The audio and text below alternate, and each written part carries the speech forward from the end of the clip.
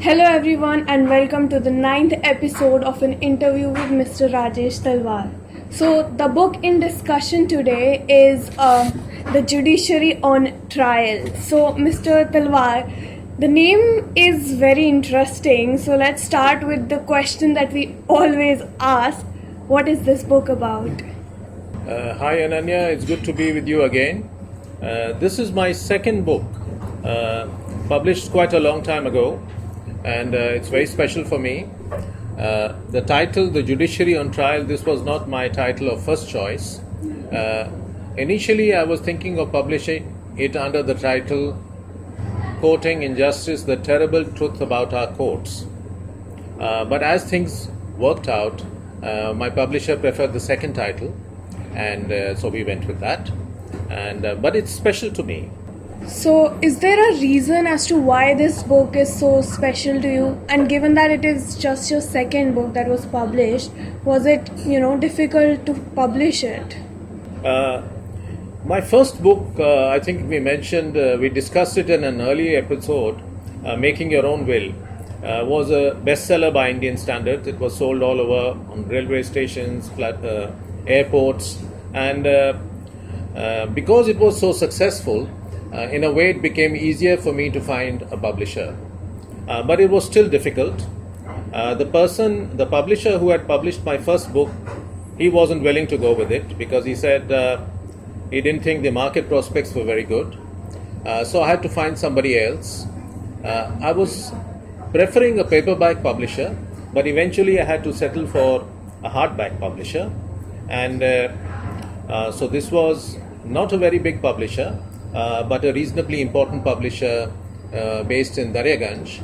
And based on the fact that I was teaching at university, based on the fact that I had written extensively in newspapers and journals, and based on the fact that my first book was a bestseller, I didn't find it very difficult to find a publisher.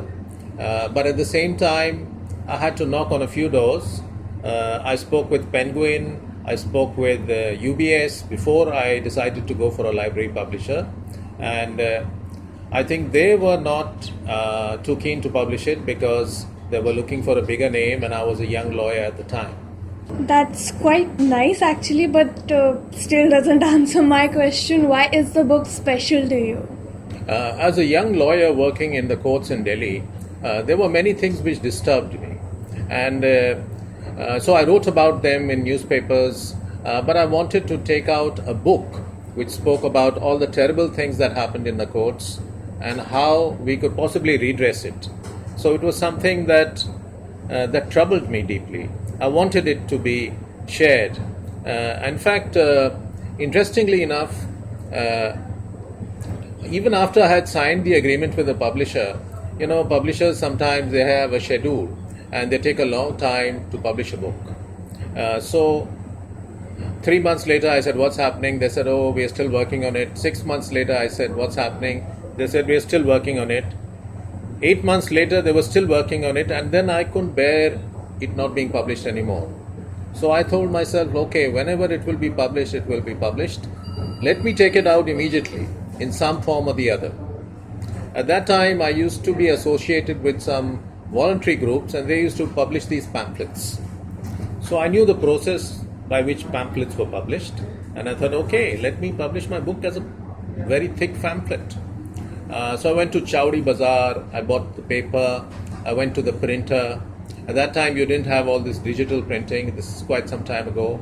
I got everything set, published I believe 1,000 copies, and sent 100 or so to different newspapers, magazines. I just wanted to get it out of my system. It was unbearable for me, the thought that why is this delay happening? I suppose publishers never realize how much angst they cause authors who are keen to see their book in print. And so although I had a contract, the publisher assured me they were going to publish it soon. The delay was getting to me. I couldn't bear it, so I went ahead and published it. Of course, that had a different title. The subtitle was The Terrible Truth About Our Courts, and it spoke about the terrible truth in Indian court system. So yes, I self-published. before it came out. So you sent a lot of copies to different newspapers. Did anybody respond to it or perhaps reviewed it? No, except for one. So you can say if I sent 100 copies, 99 people did not reply, one person replied. In this regard, I should say that Indians are like the Americans, because as authors will find out that if you write to Indian publishers or Indian literary agents who are just emerging, quite often they don't respond. If you write to American publishers, they also don't respond. But if you write to the British, they are very polite. The English, they will always respond. So that's very interesting for me. So I sent off all these copies. I thought Hindustan Times, Times of India, it was published in the form of a pamphlet. So maybe they just threw it away. They didn't even bother to look at it. So out of 100, roughly, 99 people did not reply. But the 100th person replied. That was Mr. Khushwant Singh. Okay, so that took an interesting turn. So did Khushwant Singh, agree to write about it? Well, as I said, almost everybody didn't respond to it except for Mr. Khushwant Singh. One day I got home and my dad said, there's a postcard from you, from Khushwant Singh. So I said, that's very interesting. So it was a postcard, and the postcard said, Dear Rajesh, I'm just recovering from cataract surgery, but I've had a chance to look at your book, and since it's not available in bookstores, it's not available in the market, I can't really review it. And then he signed off, and then as a PS, as a postscript, he said, I've read a couple of chapters now. Before I managed to send this to the post, I will review it. Okay, so what was Mr. Khushwant Singh's review like? At that time, Khushwant Singh used to take out a column, I think in the Hindustan Times, with malice towards one and all. So 2 weeks later, I was wondering where he would review it, how he would review it. He opened the column with a discussion on that book, the self-published version, which was titled Sorry State of Law and Justice. And Khushwant Singh himself used to be a lawyer, and he had a terrible experience. So he could identify with many of the things. He said, when I was a lawyer, many of the things which Mr. Talwar is writing about used to happen. And it's very sad that things have not improved. Then he went on to discuss the book, and he recommended that it be read widely. He said it deserves to be read widely. And so it was a lengthy review. It was fulsome praise, and it immediately came to the attention of the legal fraternity. So I had a small legal office, and suddenly I had clerks working with Supreme Court judges who were telephoning me and saying, are you Mr. Rajesh Talwar? Did you write this? Mr. Khushwant Singh has written about it. Could we have a copy of this book? So I was mailing it to people. Of course, this was the self-published version. But as a consequence, possibly, of Khushwant Singh's review, 2 months later, my hardback publishers, they decided, okay, it's time. So the book came out in hardback. In between, because of Khushwant Singh's influence, I contacted Penguin, and I said, well, Khushwant Singh is on your board. Would you consider publishing this? But publishers, they look for big names. I was a young lawyer at the time, so they politely declined. And so I stuck to my original publisher, who said, no, now we'll publish it. And 2 months down the road, they took it out in an impressive hardback, and the book was out. So finally, did the book sell well, and did you earn a good amount for it? Well, interestingly, the version which I self-published, that gained a lot of traction, possibly even more than the hardback version, because at the time when I self-published in pamphlet form, it was a very thick pamphlet, I had given a post box number because I didn't want to give my own home address. I'd given a post box number of some small voluntary group where people could write to. The next time I met some people from that voluntary group, they said, listen, our post box is flooded. It's full of hundreds of letters. So they had brought all those letters with themselves, and they gave me those letters. There were letters from all over the country. There were even letters from Nepal, from Sri Lanka, people who had not read my pamphlet, but who had read Khushwant Singh's review, because it was possibly better to get one review from Khushwant Singh than 3 or 4 reviews from lesser known people, because that column of his was translated into, 14, 15 Indian languages. It was syndicated to dozens of newspapers. So the response was immense. And people spoke about their own troubles, about their own difficulties with the justice system. They wanted to get hold of a copy. Some were just, they were just feeling good that somebody has talked about the terrible truth of our justice system. And so that gained a lot of publicity. But I should mention the difference, between paperback publishers and hardback publishers. My publisher was essentially a library publisher. So when I told him that, listen, this is Khushwant Singh's review, do you want to mention it on the cover? They said, no. We would prefer if you get a High Court judge to do a introduction, or a Supreme Court judge, because they were looking that this is going to go to libraries. So it came out in an impressive looking tome. It did well within the library circuit, but it was not a bestseller. In terms of earning money, it's interesting. I would say that in a way I did not earn money, and in a way I earned a lot of money.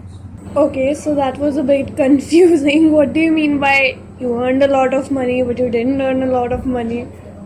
I would say in terms of actually the sales to the libraries and the income to the publisher and the royalties which I received, they were not very much. There's a saying that only a fool ever wrote but for money. And I would say that's a very foolish saying, that only fools write only for money. And if you write only for money, your writing is probably not worth very much. Because if you are a genuine writer, there are other forces which compel you to write than lucre or money return. Yes, I didn't earn so much money in terms of the amount of time invested in writing it, in terms of the time invested in finding a publisher, because remember I self-published it as well. So the returns were there. But in another way, I earned a lot of money, much more than I could have anticipated, because a year down the road, there was a British Chevening scholarship to study at universities in England. So I applied as a young lawyer, and I remember going for the interview at the British Council. At that interview, I submitted this book as part of my CV. I had 2 published books and I submitted both of them. The first was, of course, a how-to guide, which didn't matter very much with the academic authorities who were interviewing me. But the second book, the ambassador was interviewing me, or maybe it was the first secretary, and as soon as I entered the interview room, he was sitting there with a copy of my book open, and he passed it around to the other committee members. I think the National Human Rights Commission chairman and the National Minorities Commission chairman, and he passed it around and he said, he just nodded his head. I can say that there were other factors, but probably the book sealed the scholarship for me. And the scholarship was worth a lot of money. So it was probably, I think, worth between 15 to 20 lakhs. So in a way, you can say that the book, it earned me a scholarship worth a lot of money. And as a result of those qualifications which I gained in the UK, I gained an international career. So one thing led to another. So yes, and possibly although I preferred it to come out in a paperback version, because it came out in a hardback libraries version, it just looked more impressive. So maybe the fact that it didn't have a paperback popular mass market release, maybe it was destined, because the hardback library version just looked more impressive. Even my earlier publisher said, "Oh, now this looks like a tome." So I'd like to add for aspiring authors that it's a lesson that go ahead with self-publishing. The self-publishing got me a review by Khushwant Singh, who was such an important reviewer, who didn't know me, who responded on the basis of a pamphlet, and one thing led to another. So go for it. Don't trust the opinion of publishers who reject your manuscript, and if you follow your dreams, you will be rewarded. So coming back to the book itself, part 1 of the book is titled the dramatis personae. So what is this about? Yes, the dramatis personae are the people who are found in every district court in the country. Those are the lawyers, the judges, the court clerks, the touts, the people who stamp documents, the witnesses who appear. So it's a discussion of all these various characters, and so it talks about, for example, some of the clerks. When I entered the courts, when I started practice, I was shocked by the amount of corruption in the courts, because all the clerks would be taking money to do anything, just to give a date, just to send some summons. Money was exchanging hands for everything.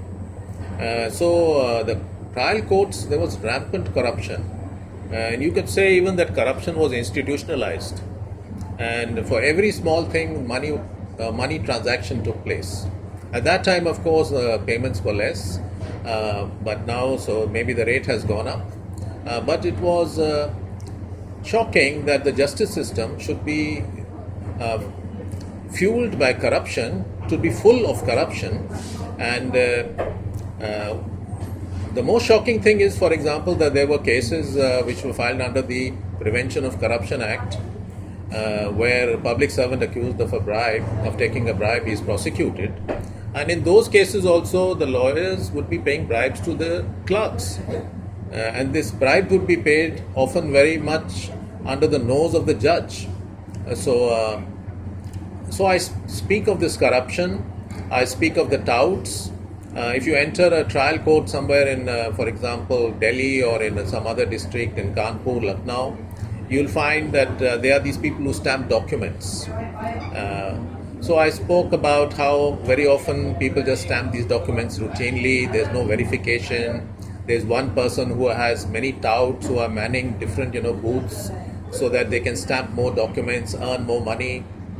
Then I write about the crumbling infrastructure of the courts. I write about the witnesses. In India, things change very slowly. So only last year I heard that Supreme Court is saying that when there's an accident victim, he should be treated at once. They should not wait for the police report to be written out. Now this was something 20 years ago. Why is action being taken so late? Why is the pace of reform so slow? The book is meant to reach a wider audience. So all these different characters are discussed. So you told us about the witnesses, and the witnesses have a character in the court. So can you tell us about the witnesses? There are 2 or 3 essays on the witnesses, but let me just highlight some of the things. I speak about the case of the reluctant witness. The case of the reluctant witness is why witnesses are reluctant to come to the courts. And I speak about how if there is a witness to a crime, to an accident, when he comes to the court, he just has to spend the entire day there. He is given hardly any money to come to the court to testify. He is harassed. He has to go to the police station again and again. He gets minuscule diet money. There is no proper waiting room. He's just standing in the court. He's losing money. If he's somebody on a daily wage, he's losing his daily wage to come to the court. Now you could say that it's his civic duty to come and he shouldn't expect anything, but that would not be fair. We need to provide the witnesses with some comfort, with a place to sit. We need to free them in good enough time. We need to treat them with respect. So that's one aspect which is dealt with, the case of the reluctant witness. There is another aspect of the witness, and that is that a lot of witnesses are stock witnesses. They are not actually people who actually witnessed a crime. They are just produced by the police to support their case. These are stock witnesses, and in this context, there's a famous case of Mr. Paniwala. Mr. Paniwala was a man who sold aerated drinks in Daryaganj, and he used to sell these aerated drinks. He used to make a little bit of money, and Daryaganj police used to use him as a stock witness for many crimes. They would just get him and say, okay, you have to say this, and he became an expert. He would testify. But over the years, his fortunes increased, and he began to operate a small business and then a bigger business, and then he was running a proper business. But the police still said, oh, this is a very good stock witness, and they would still force him to come to testify in trials. So finally he got sick of it, and he filed a writ petition in the Supreme Court in which he said, listen, I'm being harassed, I'm being implicated in false cases because I'm refusing to give perjured testimony anymore. And the Supreme Court said, what proof do you have? And as proof, he produced hundreds of summons, yet intelligently enough kept all those summons. So you have, for example, the famous crime fiction writer Agatha Christie, where Hercule Poirot, he appears in many crime scenes by a coincidence. So he's there somewhere and a crime happens and he solves the crime. But Mr. Paniwala and other stock witnesses, they are much ahead of Hercule Poirot. They are present in thousands of cases, hundreds of cases. They are appearing every third day and testifying, yes, I was there at this murder, I was there at this accident. And these are all false testimonies. So it's a complete mockery of justice. So Justice Krishna Iyer, who heard the case, which became famous as the Paniwala case, he said, this is just simply shocking. And of course he censored the police. But he did not ask for the cases to be reopened. Maybe the judgment stopped short of that. Who knows what testimony was given, what innocent person was convicted on the basis of that perjured testimony. And the thing is that this is not something unusual, this is commonplace. And this is shocking for young lawyers who say, oh really, this happens? A person was not there and he's giving false testimony at the behest of the police. And the senior lawyers at the trial court, they just laugh and they say, you are just joined the court, this is routine. This happens all over the country. So justice system needs to get rid of these stock witnesses. And part of the reason why these stock witnesses are there, because the genuine witnesses don't want to come. And they don't want to come because their life is made they're harassed so much. It's so difficult. They have to go again and again. They have to lose an entire working day. They are treated with disrespect. There's one other aspect of this witness thing, and that is the recording of the testimony. The trial court judges, they are so overworked. It was shocking for me that sometimes they want to, dispose of cases. So there's a witness being examined by the judge, and he's writing down what the witness is saying. And one of his clerks who sits to his right side is examining some other witness who is also writing down something. And the questions are not being written down. The question and then the answer is just a statement. So a lot of subtlety is gone.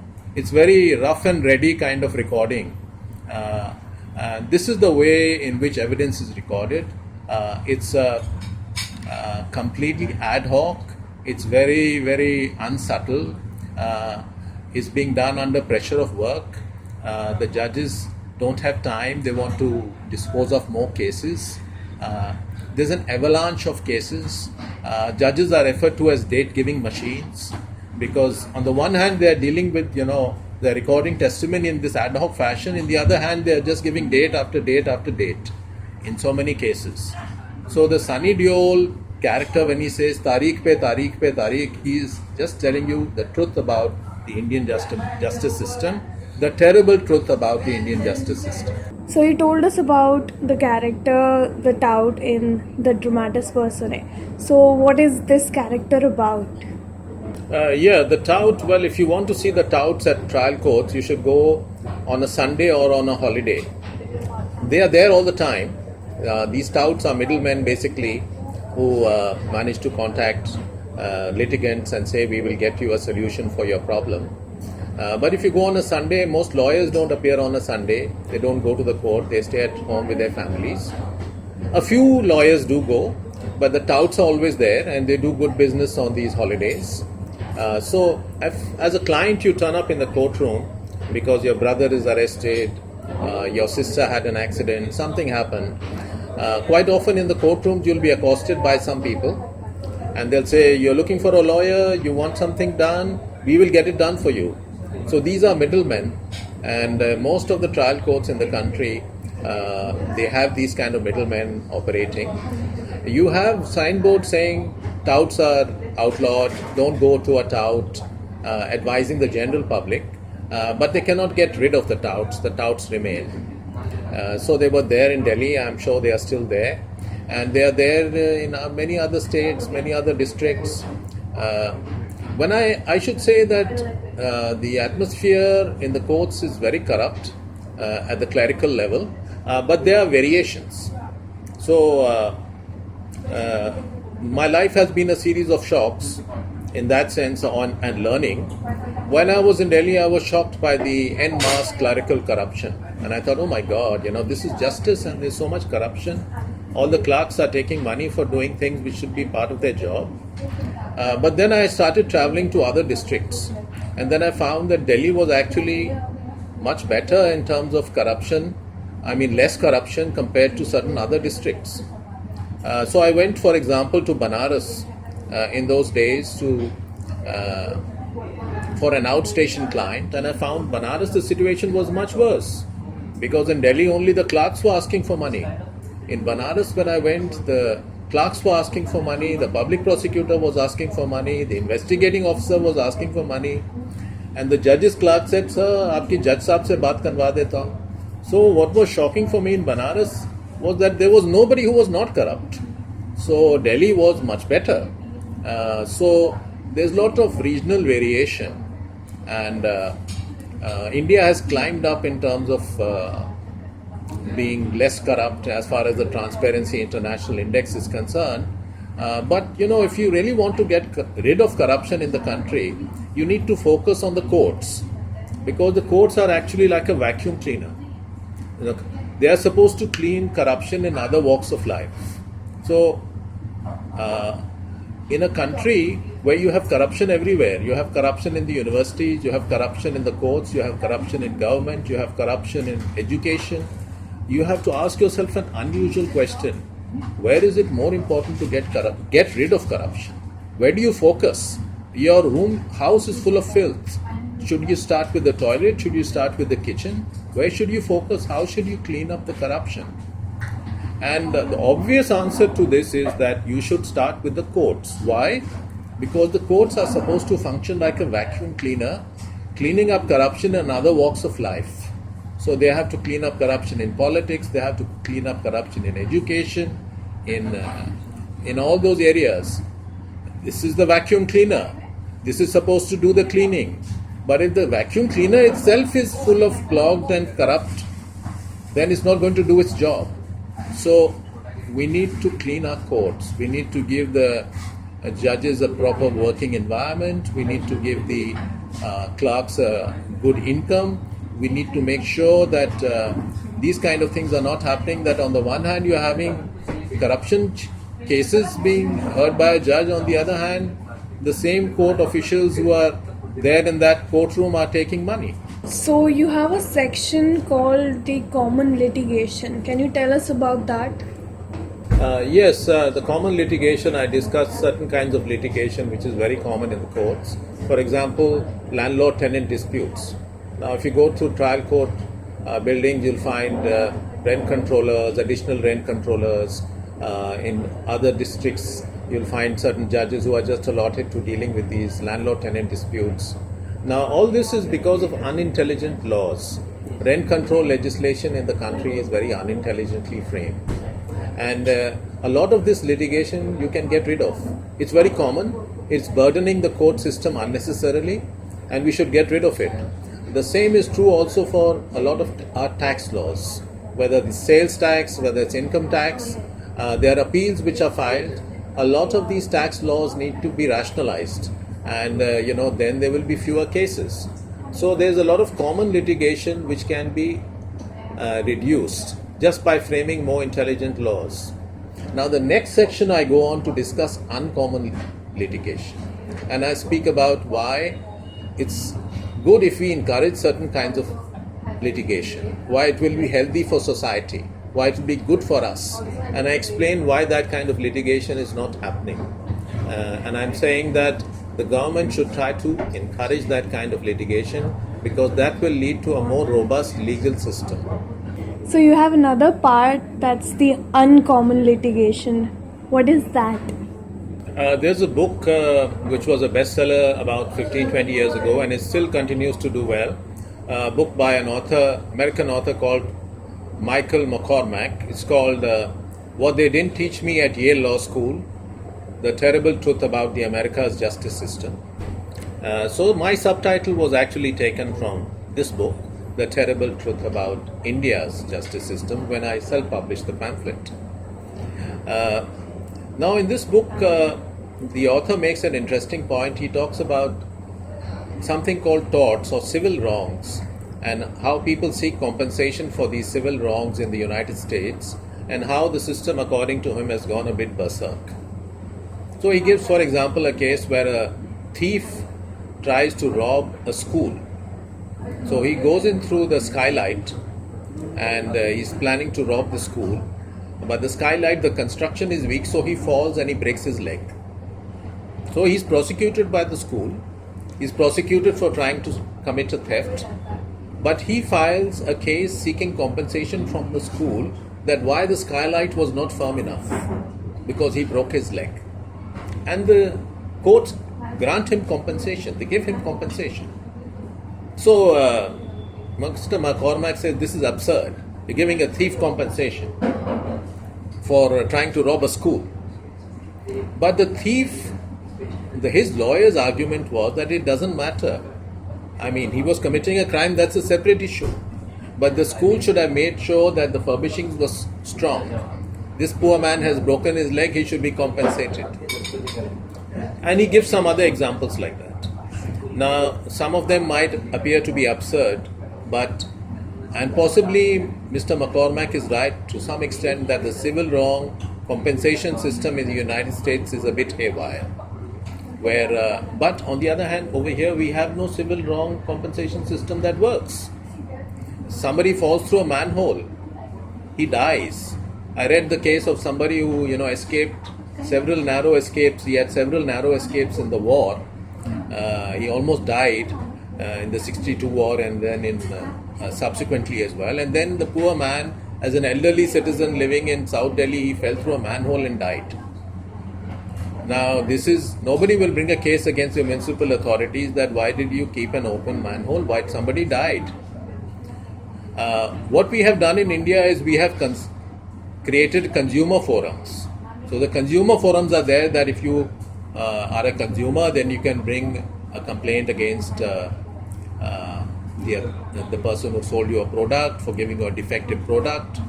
You can bring a complaint against the services like provided by doctors. But this is only a species of civil wrongs. We need to widen the field. We need to create more accountability. So on the one hand, we have a lot of needless litigation, which we just need to frame more intelligent laws and that litigation will become less. On the other hand, we need to make it simpler and easier for people to find certain kind of cases so that this will have an effect of creating accountability in society. And we need to have a more accountable society where people who are in positions of authority. If they don't do the right thing, they will be punished.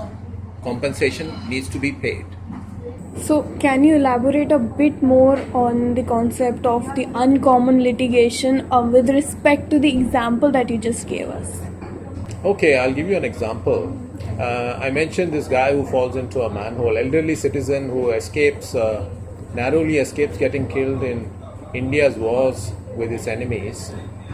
And then he falls to a manhole and he dies somewhere in South Delhi. Why doesn't his family bring a case for compensation against the NDMC? That is because our justice system has been designed in such a way to discourage anybody to file a case for civil wrongs. I'll explain why. Explain how. And now there are two aspects to filing cases in any part of the world. There is the fees which you have to pay the court administration, and there are the lawyers' fees. Thankfully, in India, lawyers' fees are not unaffordable by many people. The way it is in certain advanced economies where lawyers charge so much money. To even get any lawyer to represent you, you might have to pay a lot of money. In India, this is not necessarily the case. Lots of lawyers earn so little that they are willing to charge not so much to file cases. But there are other expenses involved in the court. If you file a writ petition, it's not very expensive. If somebody disappears and your fundamental rights are being breached, the court system does not require you to pay a lot of money by way of court fees. Maybe 50 rupees, in some places 100 rupees. That's all. So you need a typist to type out the petition, you need your lawyer, and this court fee is very small amount. But for this uncommon litigation, the court fees is very high. So if you want to bring a case against a municipality, maybe seeking compensation for 5 lakhs, you might have to pay 30,000-40,000 by way of court fees. And then the case drags on for years. You have to pay the lawyers also. So the system has been engineered, the court fees is so high to discourage people from filing this kind of litigation, which is why it has become uncommon. Police brutality, take that. Police brutality is commonplace in the country. I mentioned earlier about how it's very ironical that there's a corruption case going on in the court, and under the nose of the judge, the clerks are taking money. The court dealing with corruption cases is itself corrupt, quite often. Now, consider, for example, our police situation. Third degree is commonplace in the country. People are beaten up. People are tortured in police cells. Now, the irony here is that somebody might commit a theft for something minor, something worth less than 500 rupees. And for that, the maximum punishment that he can be given is 6 months. But the police may torture him. They may torture him so badly that he dies. That is an offense. So the irony is that in the investigation of a routine crime for which the maximum punishment is 6 months, the police are themselves committing a crime for which the maximum punishment could be life imprisonment. So for thousands of these commonplace, simple crimes, the police are they are committing far more serious crimes, and they are not being brought to book. One of the other ways they could be brought to book would be for somebody to file a case for compensation against the police. That my brother got tortured, my sister got tortured, my son got tortured. I want compensation from the police in Connaught Place police station or any other police station who committed that torture. I want to be compensated maybe 10 lakh rupees. But the system is engineered, the court system is designed to make it very difficult for you to get that kind of compensation. In the consumer courts, you don't need to pay a court fee. But here, you will pay a large sum of money by way of court fee. And then the case will drag on through the lower courts, then there's an appeal process, then, it just becomes, so this is the reason why this kind of litigation is uncommon. But our lawmakers, our justice minister, our government, they should try to make this kind of litigation more common, because this will create accountability. This will make people more accountable. The police will also become more accountable. And the municipality will become more accountable. Other civil wrongs, your neighbor does something, people as a society, we will become more civic minded. So on the one hand, you have the United States where things are maybe at another extreme where even thieves can get compensated for getting injured while trying to rob somebody. On the other hand, here so many civil wrongs are being committed daily, but there's no proper legal redress system. From time to time, the court fee size is increased by the government, but civil society is unaware. Nobody ever takes out a demonstration saying that why has court fees been increased? Why is it more expensive now for the justice system to provide justice in certain kinds of cases? People are ignorant. So, but lawyers know about these things, judges know about these things. So something should be done to, on the one hand, make sure that our court system is not full of unnecessary cases. Cases where if we just have more intelligent laws, those disputes will not come. And on the other hand, to have cases which should be there to produce greater accountability. I should say, of course, that if we have those kind of cases, then the courts will have many more cases to deal with because there are lots of civil wrongs being committed in the society. So, what is the remedy for it according to you? The most important thing is that we need to make a huge investment in the justice system. We need to increase our investment in the justice system manifold. The amount of good benefits to the society that will accrue cannot be imagined. But our politicians are short-sighted. They just look that, okay, we make this factory, we make this road, this will immediately translate into votes. But reforming the justice system, that should be our priority.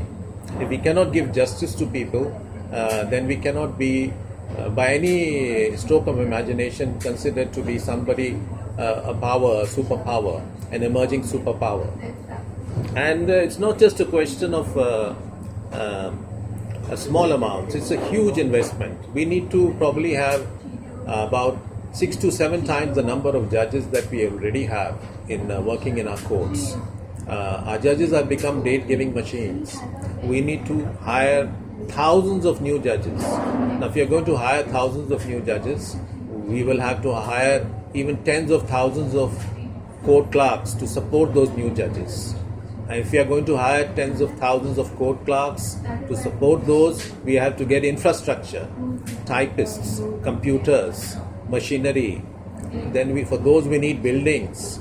Our existing buildings are dilapidated court structures, crowded corridors, no place for witnesses to sit. People have heart attacks in the courtrooms. And this is not only about the lower courts, even the high courts and supreme courts, the areas, they are just momentous. We cannot become anybody deserving respect in the global arena until we have a more robust legal system. We need to invest, we need to spend a lot of money. We need to increase the salaries of our lower court judges, of the lower court clerks. We need to get better quality people joining the judiciary. And right now there's a caste system. The high court judges get everything, the lower court judges are like a low caste. We need to improve their status. We need to have maybe an all India judicial exam the way we have for civil services, so that and if there are good salaries, if there's good, if the people are well compensated, they will like to be judges.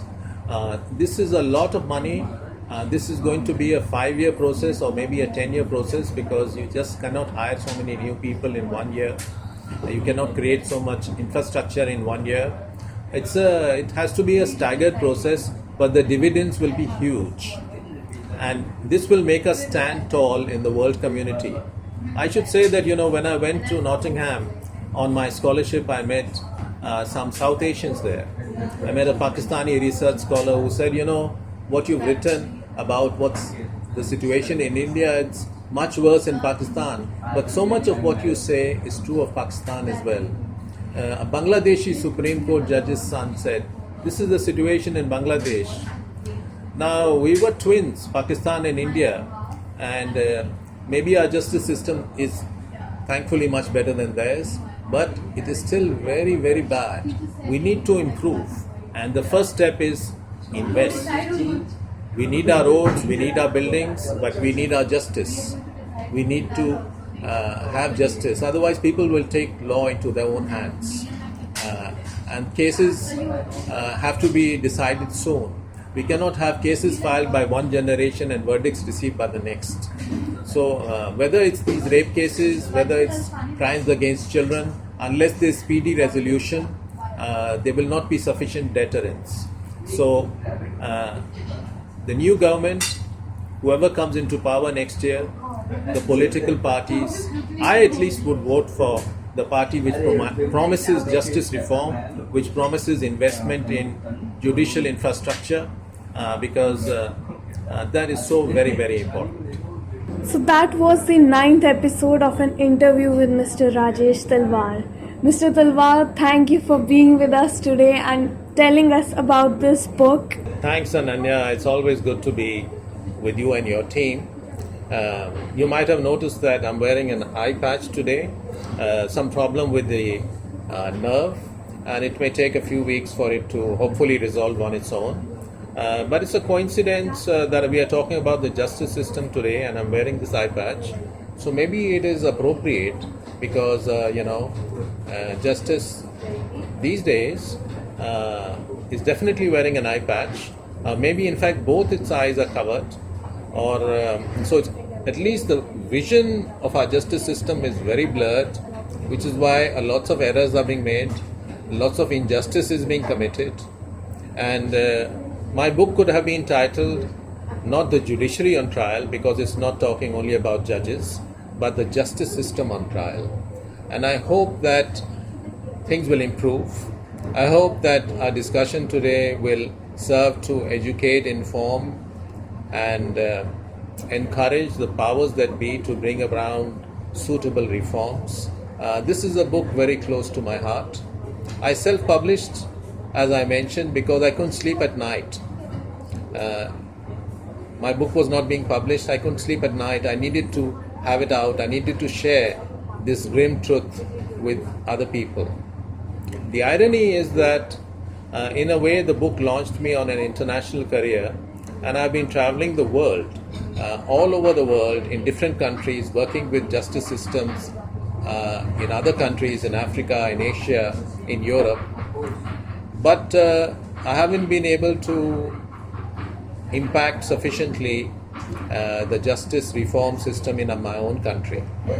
So let's hope things will improve. And thank you everyone for watching this episode, and we hope to see you soon with yet another book, yet another episode, and yet another story of how that book also came into being.